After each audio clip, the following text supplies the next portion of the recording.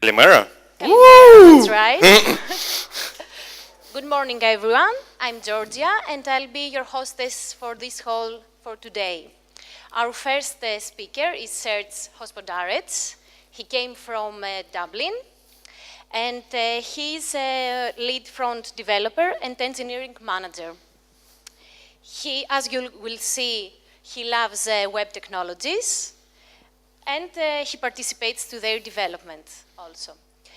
Today he will speak about CSS Houdini, properties to JavaScript Worklets and back. Please welcome him.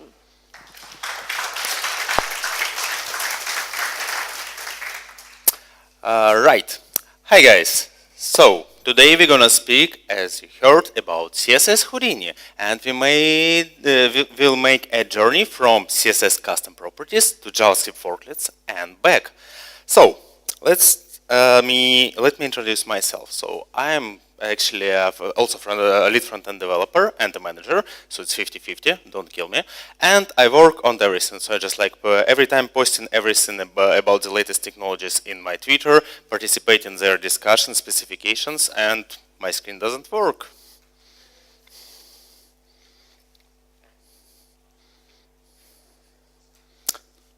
Hopefully. And recently I just published an article in Smashing Magazine that it's time to start using CSS Custom Properties. CSS Custom Properties are actually the first essential piece of understanding how to start using CSS Houdini. Before moving forwards, I just want to understand actually, guys, who actually aware of what is CSS Custom Properties and who use them or just know or anything? No one.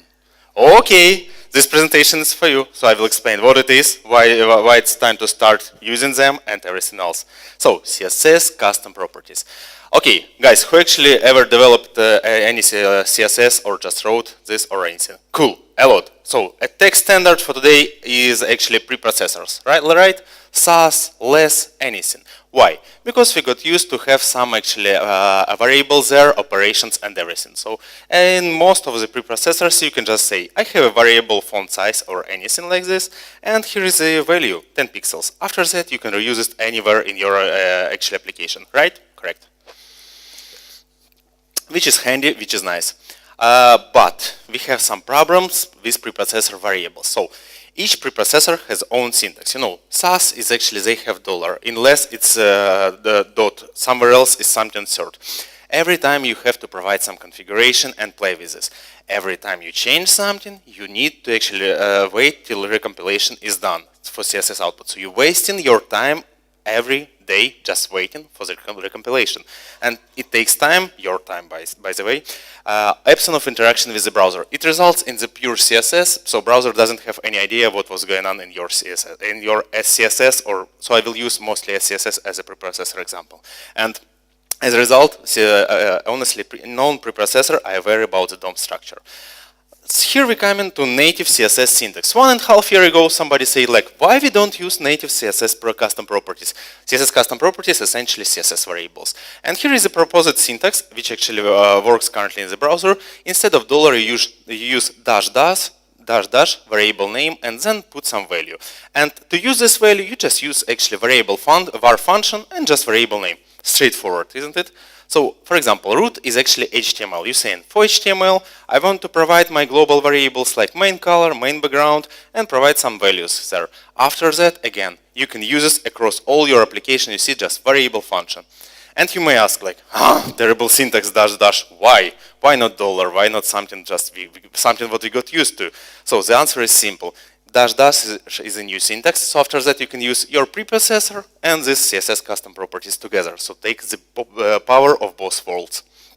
And let's take a look. So internet works, my setup works, so but I don't think that you can see here, so I will just explain you. Here I exposed the variables from the demo. So this is main background. Main background is currently white, and you see it's CSS, it's nothing else. I'm changing this to red, and I'm sorry, here will be red, and it immediately is applied by your browser. You're not wasting time for actually any recompilation or anything. The same you can do with, I don't know, just like text, even text can be changed. You see, immediately. You can change fonts, you can change whatever you want. So it's immediately applied in your browser. You're not wasting time. So let me change something. Main font size. Ooh. Again, immediately. The best part of all this, you see, everything is green. Everything. If you have to support this guy, first of all, I'm sorry, but there is still a way to make it work. There are fallbacks like CSS Next, post-preprocessor, and other stuff. So again, it's supported in all the major browsers if after 1.5 years only. So, which is cool. And examples. So what can you just use as your custom properties? Everything. So you see colors, you can expose colors there. You can expose just layouts like pixels, yams, whatever you want. Even just like things like baseline height, transitions, seconds, just strings. Even though you can put there calc functions, like if you put something in the variable as a function, which is native one, it means then you can use in another function your function, which make you crazy, but you can do this. And here is another one. So if you ever heard about CSS, JS in CSS, it's JS in CSS. You see, you can put some strange string here. You know that it's valid CSS, by the way, because you can put there anything. It looks terrible. I have no idea how you're going to use this in CSS, but you can use this in JavaScript. So I will show you. You can pass from CSS to JavaScript, read it, and just do something with your values. I will explain also like declaration and use cases. Of course, you want some syntax sugar. Let's say you don't know if the variable is actually provided or no. Like in JavaScript, you can just say if something provided, else do something else. No problem. Just use the second param in the variable function. You see just like comma 10 pixels. So if the variable will be not provided, the default value will be used. And you can put as a default value just the link to another variable. And let's say here is the example. You see? I'm saying here's my variable and I can concatenate this with another variable. So first of all, you can use some default values. Secondary, you can just like concatenate variables, do whatever you want, what you got used to do in preprocessors. And here is the demo. Again, the same demo where I just exposed the variables, but here I exposed something else. I exposed the exact texts. In text, here I'm saying like for the first particular box, just which has two classes, text and custom, use a variable text, which is just custom text. For another one, which has just custom properties class, just concatenate custom and properties. Custom is a variable. So as only I'm just changing the value of second one, you see it's applied on the fly. And as only I'm changing the variable of the value of the first variable, it's applied for both. So you see, it's live, it knows about everything, it actually it is applied immediately in your browser. And you will ask, okay, but we have in CSS so many abilities. You know, I can use anywhere just CSS white keywords, which means for any property I can put inherit, initial, unset, which will do something to reset my variables. You can do the same for custom properties. There is a way also to reset all the properties in general in CSS, which is doesn't work in all the browsers, but it doesn't work for CSS custom properties. Current proposed syntax is --. And this is something what is not available everywhere, but everything else, as you saw, is actually green and you can use in all the browsers. Use cases. Why? Why do you need this? Let's say you use actually transform, yeah? In transform you say, I have scale and rotate. And then on hover or active or anything, you just want to rotate. Usual case, you know, just like when you just hover some link, it just changes the size or anything. Many use cases. So you just repeating yourself, copy pasting the same code doesn't make sense. Extend this, extract this to variables like scale and rotate. You see, straightforward. From here, scale here, rotate here, and just transform will use variables. On hover, you just change value of the variable. Exactly what you want to do. Exactly, without repeating yourself. So no copy paste anymore. You cannot even achieve this properly with preprocessors. So, and another way, emulating non-existing CSS rule. Guys, we still don't have box shadow color property. We just don't have it, but we can emulate it. So, what can I do? I have box shadow 0, 0, 30 pixels, and then actually, let's say yellow. When I want to change something on hover, I have to say box shadow 0, 0, 30 pixels orange, which is terrible. I don't like this. So here I'm introducing like box shadow color CSS variable and saying like yellow, and on hover it's orange, and you see it works. I will show that when I'm changing this to red, you see it's red. So again, you can just parts of your custom property values you can put into the variables and change them separately. And secondly, you can emulate non-existing CSS rules. Cool. And also we said we like operations, plus, minus, everything else. How it's gonna work with CSS custom properties? So if you put this as the same way as you do with SCSS, like variable multiplied to, it doesn't work. Why?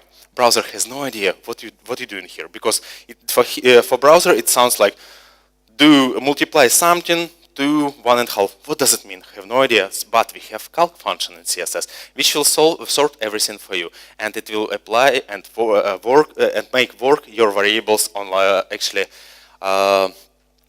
in the real time. I'm sorry. So calc is your new friend, and here what you can do with the calc function. So let's say to generate a color, you use RGB colors, correct? And let's say I'm extending the background color. You see, I providing like variable R, RG, B, and opacity to simplicity I just put into one. And everything what I'm doing here, I'm changing the variables R, G, and B. And you see, I also have inverted color where I just like calculate 255 minus R minus G minus B. And here is the demo. As only I'm changing the actually value of R, G, and B, both colors I actually change it immediately. You see, I didn't do anything except browser just sees that something is changed in R, G, and B, and immediately applying these rules. So you can go even more crazy. Unfortunately, you cannot see, but it's terrible code where I just like, okay, if I generate only one color, why I cannot put some one color which is white and calculate all colors in all my application based on this particular color. I invented my own formula. It is crazy. You see, it's super long. And as a result, you see, I'm changing the color, and what's going on? Everything is changed immediately. CSS only. I didn't do anything. Just CSS applying this. What I can do, you see, I just value of the changer. It will change this automatically. I mean, just to see that everything is changed. Cool. So you can go crazy and create something like Instagram filters, whatever you want, up to you guys, as much as you'd like. And changes to custom properties have immediate effect. So again, this is the difference between CSS preprocessors and custom properties. In CSS preprocessors, when you have a variable and you use this variable, after when you change it, let's say in some another block, it will not do anything, except you will actually explicitly say margin indent to apply. Otherwise, in CSS output, nothing will go. It's absolutely vice versa in custom properties. As only you change in the variable, it will be applied. On hover, it will be different. Here is the example which will just show you in more proper way. Usually, when you have additional class like active, you want to change the color, font size, or anything. And here is the example of CSS preprocessors. And here is an example of custom properties. You see, I'm changing text size for active state additional class. Nothing is changed because nothing went to actually a CSS output except if you put font size, text size here. So again, copy pasting, avoid this. Here you just say changing the text size and it will be just applied immediately. So this is a live example. I'm not bullshitting you. I'm sorry. So again, something takeaway for you. CSS custom properties are aware about your DOM structure. You see, as only you add in a class, it will be applied. So many abilities actually open for you. And here is the next step. Custom properties can interact with JavaScript. You saw my actually example where I changed the colors or anything. And let's say you have some breakpoints in CSS. You want to reuse the same in JavaScript. Why would you copy paste? Yeah? So you can send something from CSS to JavaScript. Here is the API. You just getting computed styles and then reading the property font or whatever you want. So these slides will be available online. After that, you can just like take a look and use this API. And even though you can just assign something from JavaScript, let's say your AJAX request has finished or anything, you want to stop animation, you can send something from JavaScript to CSS. So interaction from CSS to JavaScript, from JavaScript to CSS. Here is a demo. I just created a 3D cube. 3D cube actually provides, I have three properties. Rotate X, I will show you how it works.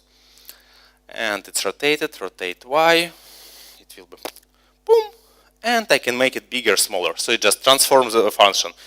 But yeah, it looks wonderful, but guys, I want to interact with this demo. So everything what I added is just part of JavaScript update view, which actually reacts on my mouse move and my mouse wheel.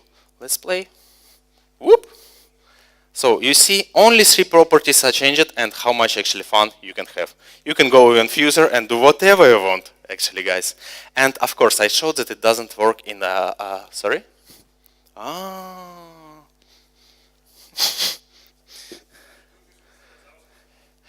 Sorry? I can do this when the actually screen works, but yeah. How is it? Yeah, I used to live in Cyprus for 1 year, and I remember only one stuff. Siga, siga, yeah? Something like this. Let's wait.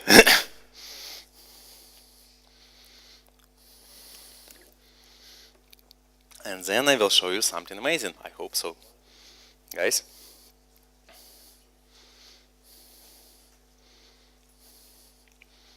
Any signs of the tag, guys?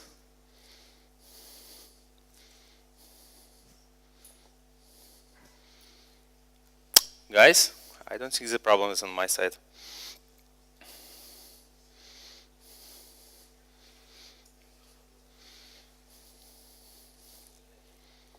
Sorry about all this.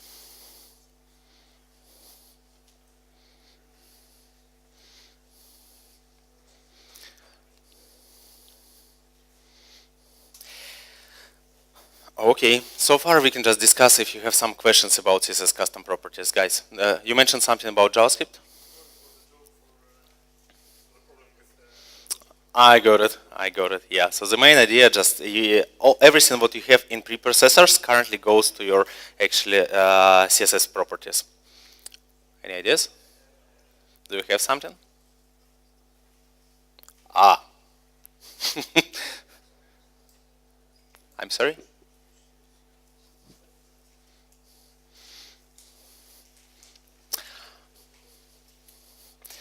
Yeah. Actually, we are close to finish with CSS, and then we'll switch to the interaction between CSS and JavaScript.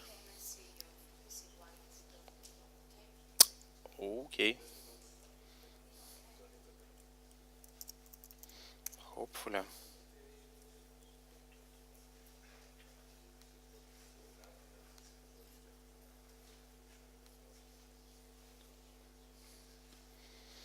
Nope.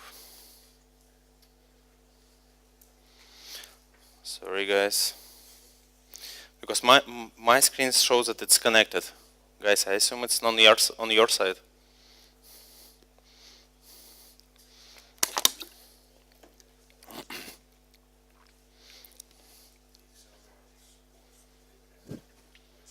I'm sorry?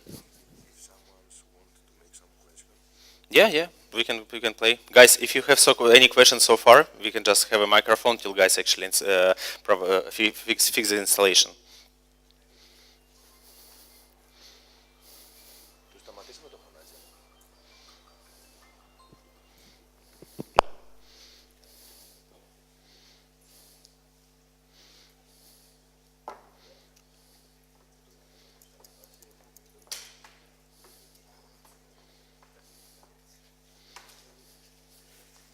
Try, yeah.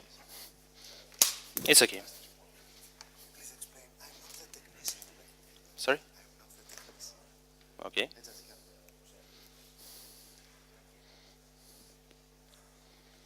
Hopefully. Yes, we can continue. Hopefully. Let me play. Yeah, if it's not, yeah, it doesn't stuck. Hopefully, yeah. Maybe now you see the screen a bit better. So, guys, let's continue and hopefully it works.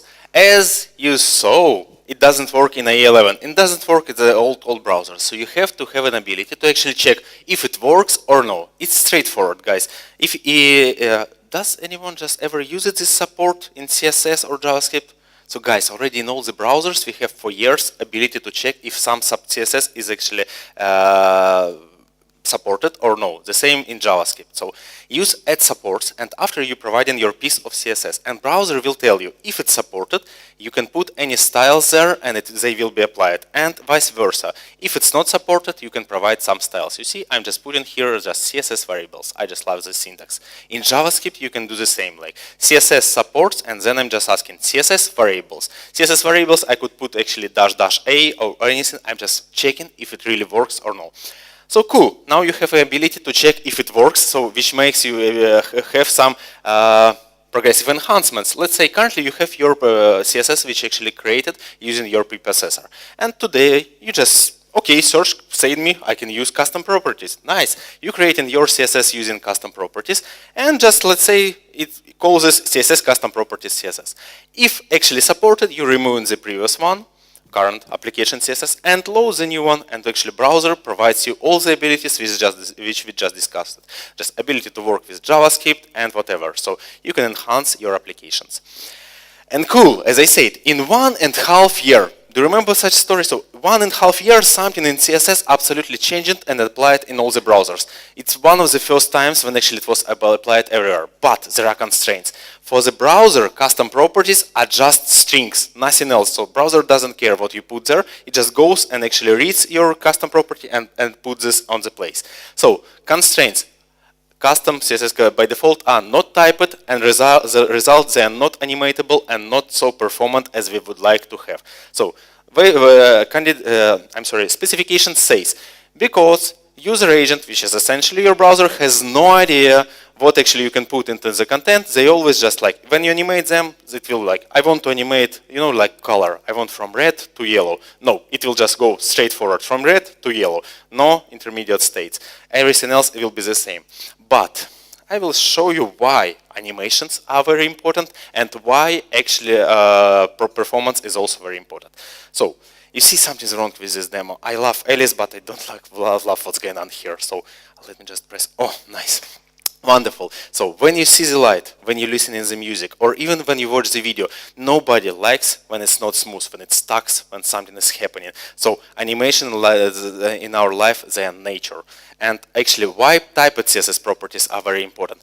Because as only you have typed custom properties, you have actually support in your browser and IDE. So this is my IDE, this is my browser. And you see, as only I say like font size red, my IDE says, oh my god, something's wrong here and something's wrong here. Because IDE knows you cannot put color into font size. You can put pixels, you can put AMs or anything.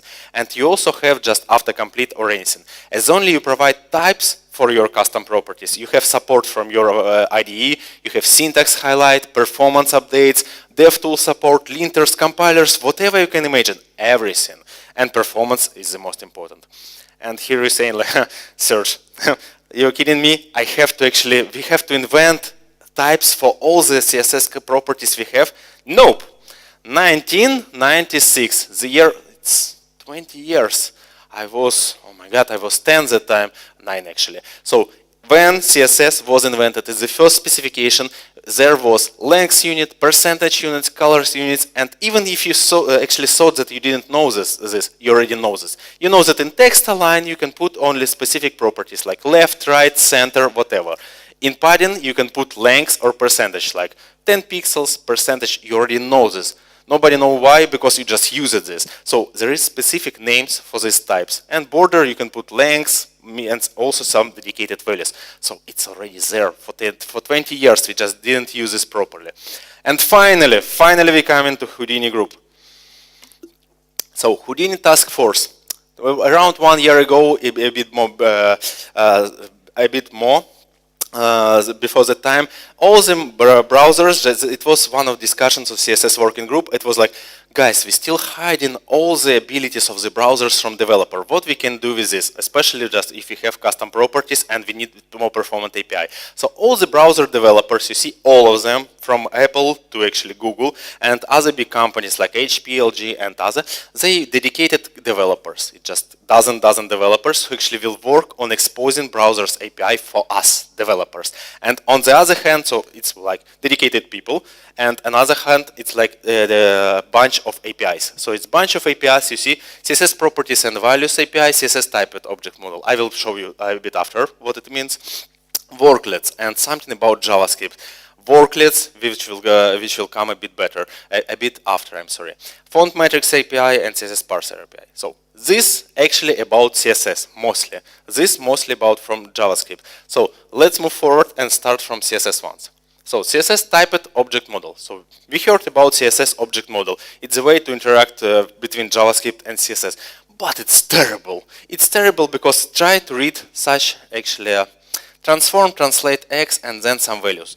Try to parse this in JavaScript. It's terrible. You need to actually find, okay, so there is some semicolon, some colon, some translate, some quotes, some values, and all you just parse this string, which is absolutely not performant, and actually every time when you write in the code, we just make some bugs. So it's API to read JavaScript from JavaScript CSS and write from JavaScript CSS with very performant and very actually proper way. You see there are some functions, so currently I don't think that it makes sense to explain you all the functions because there are hundreds of them.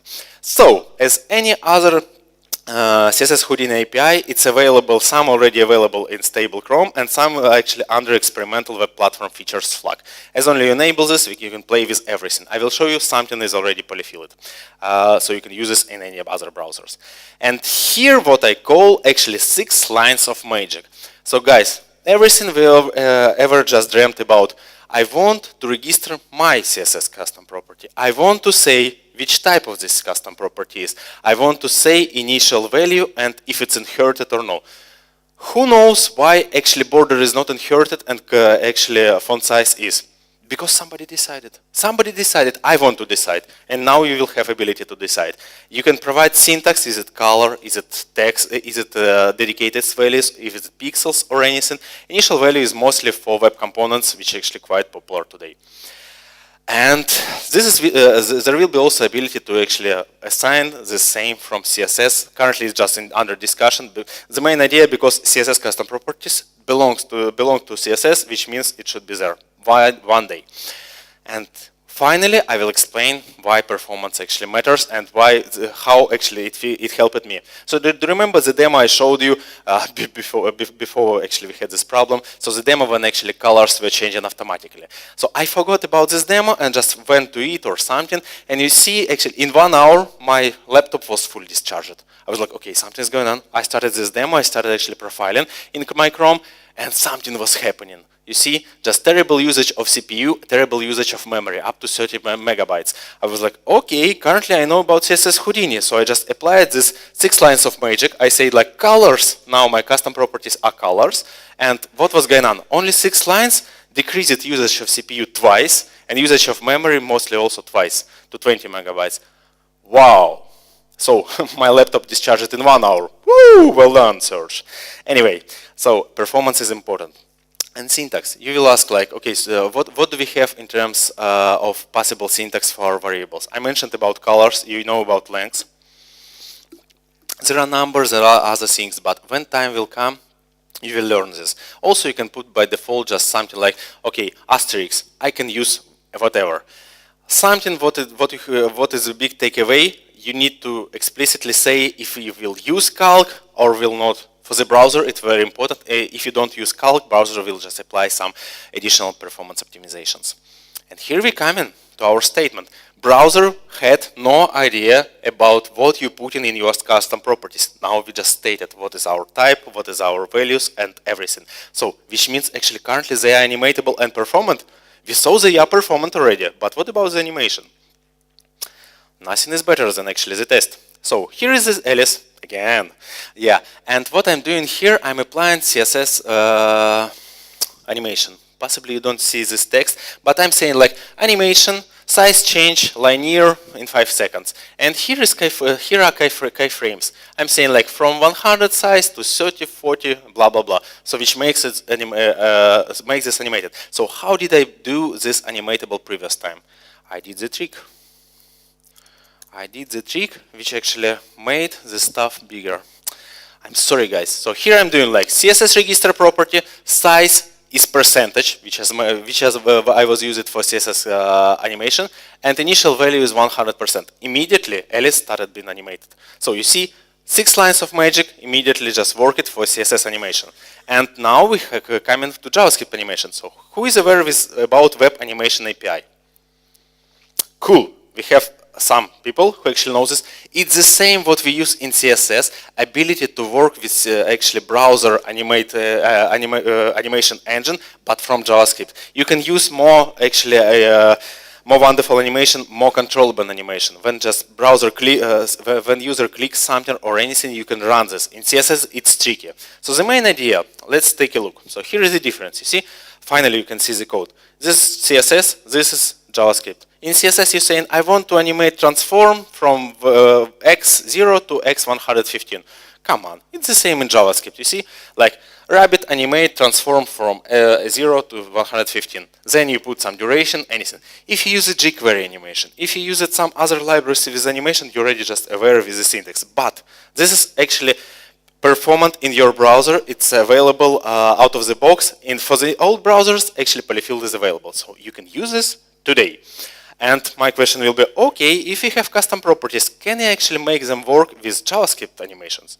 Let's take a look. Yes, I know. I'm a big fan of Alice in Wonderland. So we have a rabbit. I want to move rabbit from 00 to 115.70, somewhere here. And I want to do this in 1 second. You see, duration 1 second. I'm running the animation, something happening here. Running animation, something is happening again. So what I'm doing here, I'm just checking what is going on. I'm animating 2 properties. I'm sorry, I'm animating translate X custom property and translate Y custom property. I will apply for translate X my 6 lines of magic because I can. So let me just restart this demo. Hopefully, if internet works, it will just. Sometimes it stuck on this demo for some reason. Come on.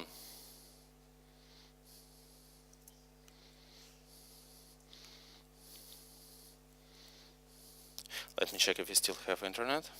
We do. Let's do this on CodePen. Possibly there it will be faster.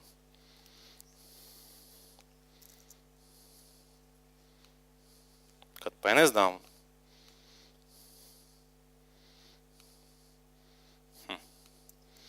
Interesting.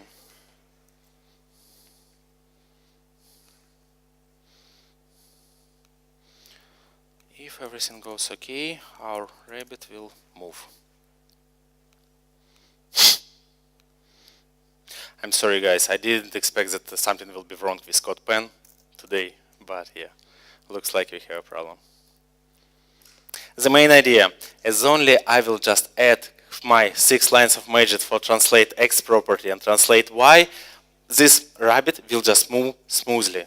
It will be not jump from 00 to 115.70. It will just smoothly. Sorry guys, something is happening with CodePen. I'll try once again.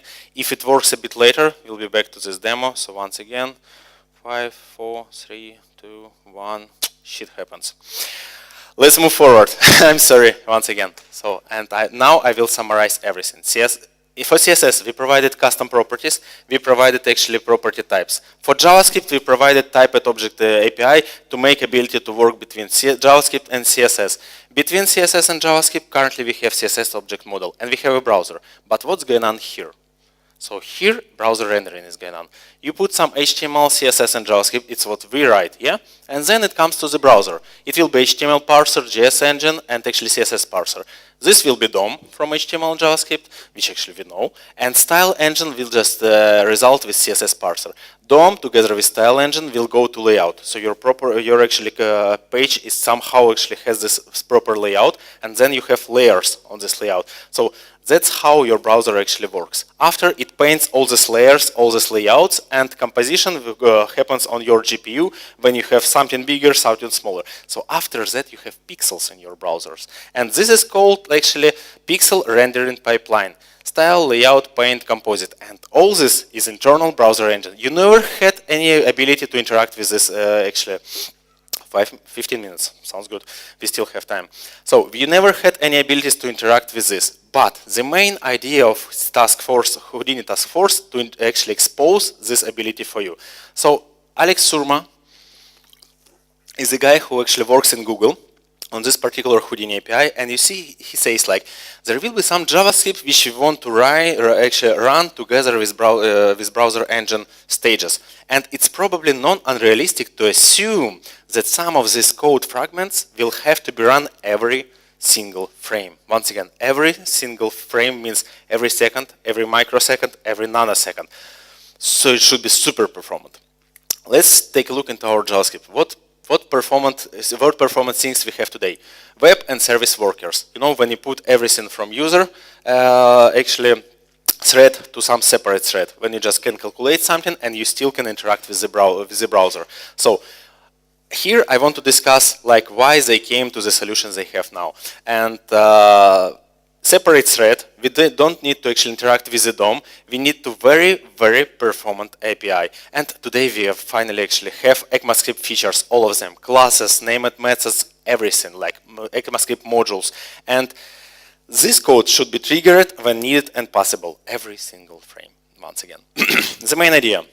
If you worry about service workers on or web workers, you just register in something from JavaScript, then send actually registering, you see, Worklet add module. After that, sometimes you call this particular JavaScript methods, and then they return you some data. So you listen. That's the interaction you have with service workers. That's what we have in web workers. And finally, we come into the first one. So paint Worklet. What is paint stage on CSS? So the paint stage on CSS is responsible for painting the background, content, and highlights. So everything what you see, mostly it's actually on paint stage. It's how actually browser works. So, which means you can do some effects like this one, you know, from material design. You can interact with background image, border image, list style image. In JavaScript, if you want to paint something, by default you use Canvas API, which means, okay, why we have actually Canvas API. We have ability to run some code on every single frame. Let's put this together. So here is a very techy example. So I'm currently putting everything what we learned today. Custom property, multi-border. I want to actually, let's assume that we don't have top border property in CSS, but I want to emulate it. I'm saying like, my top border will be 10 pixels. And here how I trigger the paint Worklet. After, we using our 6 lines of magic. I'm saying border top width, it's a number, which is essentially 10 pixels, and initial value is something, it doesn't inherit, because in this case it will be super performant. And finally, we come in just to say the same what you do for web workers, the same what you do for service worker. I want you, browser, to load this file and actually make this work for me. In this particular file, it will be loaded, by the way, as an ECMAScript module, native one. We're saying like register paint. So you see border colors. I use the same paint in CSS. Border colors, I want every time when browser needs to repaint this particular box, I want some particular code to be executed. And here is the code. And this line actually says, we will interact with the browser using this tunnel. Tunnel will be border top width. It might be any other property. The way how you send some data from CSS to JavaScript. And honestly, here is just Canvas code. Canvas code just says, okay, I want to take a look what is the size of my border of my actually element, and then just fill rectangle using some magenta, or you put some color from CSS. So finally, you can have ability to write real CSS polyfills, real ones. So I will show you. My bad. Guys, looks like it works. Let's try our demo with the rabbit. So I will really prove that it works, hopefully. I hope so. Possibly it's a bad idea. Let's continue with our stuff. Rabbit is very bad today. So I have the code here, which actually draws this particular custom border. Strange. Why I don't see the part of my screen? Strange.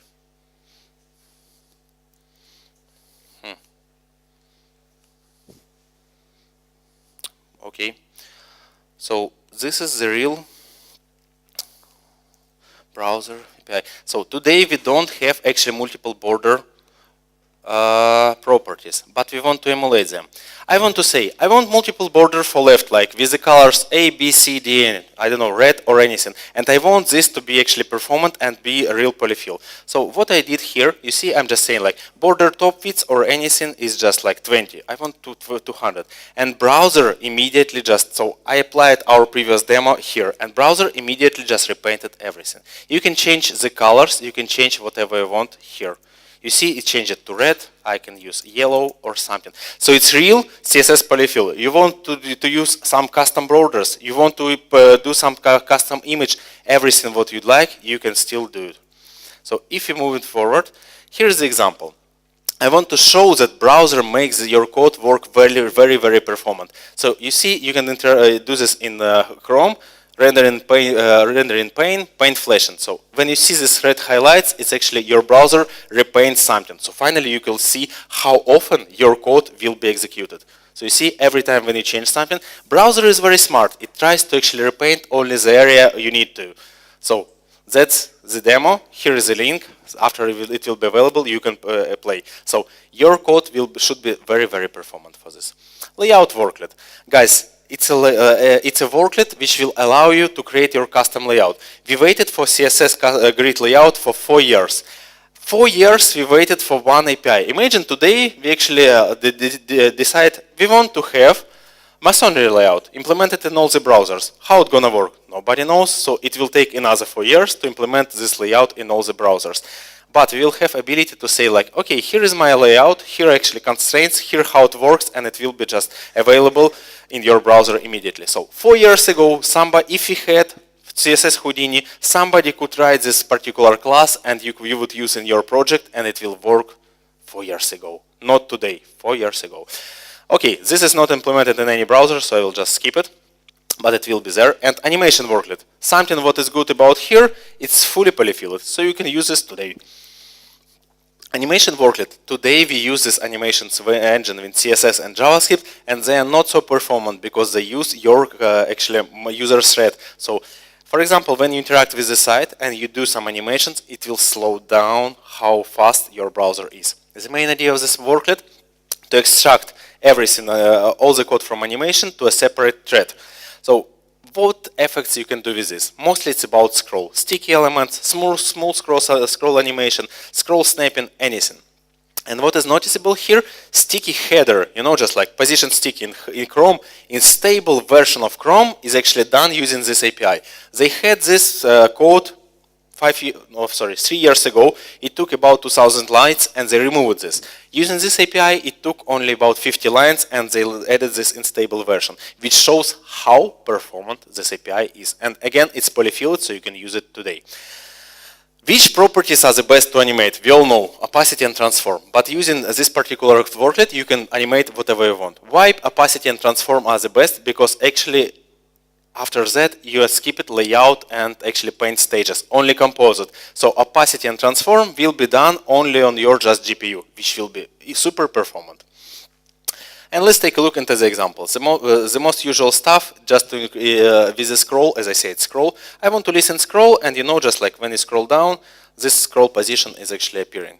Usually you just use some library or implement by yourself. If you want to implement by yourself, it takes a lot of actually time, a lot of stuff. So what I did here, I just want to show you. So I'm sorry, here we have also the subscribe button, you see here. I just want to show how simply I did this, if you know this API, of course. So the main idea, just like I had this line and I put this to the left using transform, translate -100. So when I will do translate close to 0, it will appear more and more. Subscribe button was changed using transform as well. I just made this smaller, like this. And I do everything what we discussed. I just enabling polyfill, I'm just registering my JavaScript, and I'm saying like it will be some animation worklet. And now we again come into a techie stuff. I'm saying like I have animator, which is listening scroll, and in my animator, oh come on, don't read these comments, it's too much. Everything what I'm doing here, you see, I'm saying like, as I'm scrolling from top to bottom, apply this actually effect to your scroll, and after you can just do whatever you want. In Animator, here is just another stuff. I'm finally saying everything what I want to do, my scroll position to be animated from translate x minus 100 to translate x 0, and my button to be animated from scale 0.5 to opacity and opacity 0 to scale 1 and opacity. And that's it. After that, you see I'm scrolling this stuff, and my scroll position is changing from translate x minus 100 to 0. That's it. The same for button. It just changing scale and then changing the scale and opacity. It's bigger and bigger. And what other good effects you can do? You can say I don't want to listen whole the page. I want 375 to be my constraint. After that, scroll position will be there. So what you can do using this? Here is a demo. You know, Twitter is very good about creating some nice stuff with actually your headers. So I created my own header effect. When I'm scrolling down, my actually big avatar coming up and another small comment here. And then these particular things disappear. And after, whoop, let's take a look how it actually works. You see, one appears, one disappears, and then actually it's here. I will have a question. How much code do you think I just did to apply this 3D effect? Any ideas, guys? One line. That's it. So use CSS. It's super performant. It's very nice. And together with everything what I described with you, you can do crazy effects. So let's summarize everything what we learned today.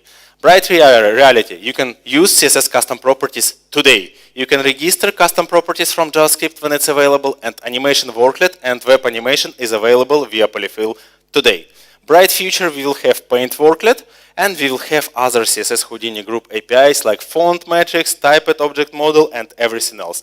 To actually be aware about everything, all this, actually you can follow me on Twitter. I will post the presentation, today's presentation as well. It's available also online. So it's actually everything I wanted to speak about today. Thank you, guys.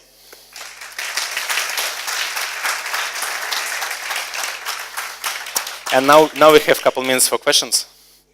Yeah, guys, couple minutes for questions. Yeah. Don't hesitate.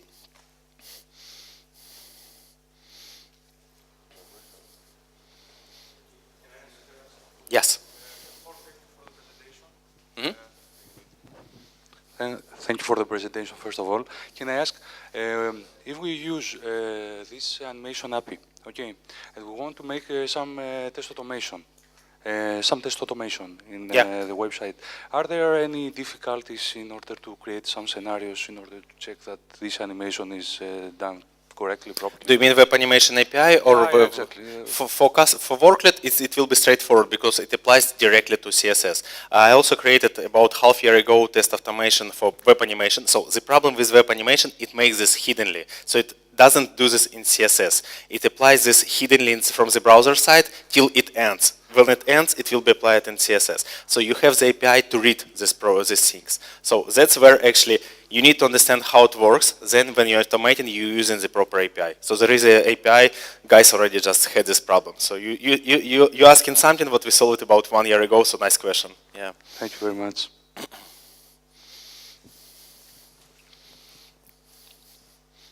Any other? Cool. Anyway, I will be around. Just find me and I will answer any of your questions. Thank you, guys. Cheers.